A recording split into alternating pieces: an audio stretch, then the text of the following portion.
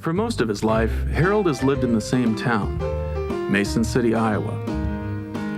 This town was the birthplace of Meredith Willson and the inspiration for the Music Man. Frank Lloyd Wright designed a house that was built here, and the Surf Ballroom, where Buddy Holly played his fatal last concert, is just a few minutes away. None of this, however, holds much interest for Harold. He instead frequents the Senior Center, the Rose Bowl Bowling Alley, and Pro's Sandwich Shop. Good quality steamed hamburger. No seasonings or anything. Harold, a devout Catholic, lives in an assisted living apartment called Shalom Tower. It has the look and feel of a big dormitory for elderly people. She cheats. Look at that. Honestly. 2 rooms of clutter, minimal furniture, and a card table with a checkerboard set up is basically the extent of Harold's world. I don't think he ever had a girlfriend, or even dated, but one day he met a woman named Norma. And after 68 years of loneliness, he finally found the love of his life. According to Harold, she was the best thing that ever happened to him. A few years later, Norma convinced him to play in the Iowa State Checker Tournament. And to almost everyone's surprise, he won. But Norma wasn't surprised. She called the local newspapers, and when the stories came out, put the articles up on the wall. On the heels of victory, Norma and Harold made plans to go to the National Checker Tournament, but they never got there. Less than a month after the state tournament, Norma had a heart attack and died. Harold was devastated. He was contemplating suicide and checked himself into the hospital for depression. He's been fighting it ever since.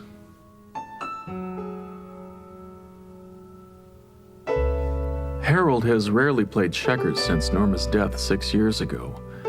However, the day I drove out in response to his desperate call, he had one request for me.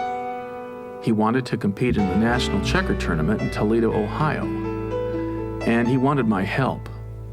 Harold told me Norma would have wanted it that way. So what could I say? Besides, according to Harold, Toledo was only 700 miles away.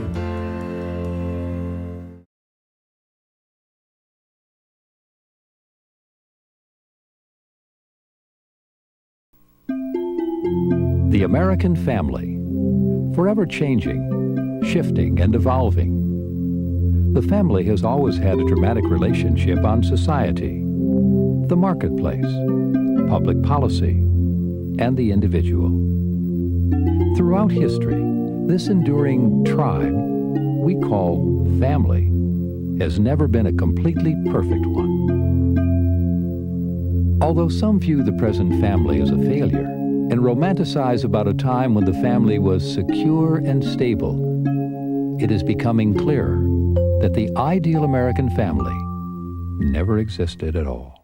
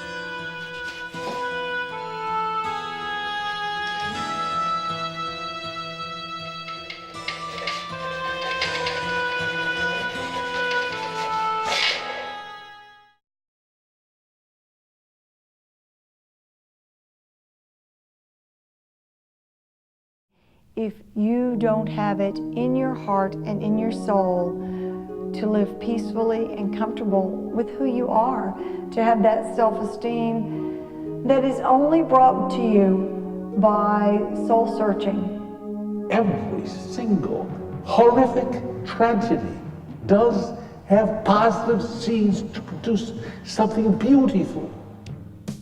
Humans are really just hunks of protoplasm interacting with the environment for about 75 years. After 75 years, it's over. The corpse, the body, rots. You become food for maggots. We should stop being so concerned about all of these insignificant things that society puts labels on as important and start concentrating and focusing on what is truly important. And that is your life, your uniqueness, your beauty, the beauty of the world, the vastness of the world and all there is to understand. If I can beat evil case by case, if I can recognize right from wrong, if I can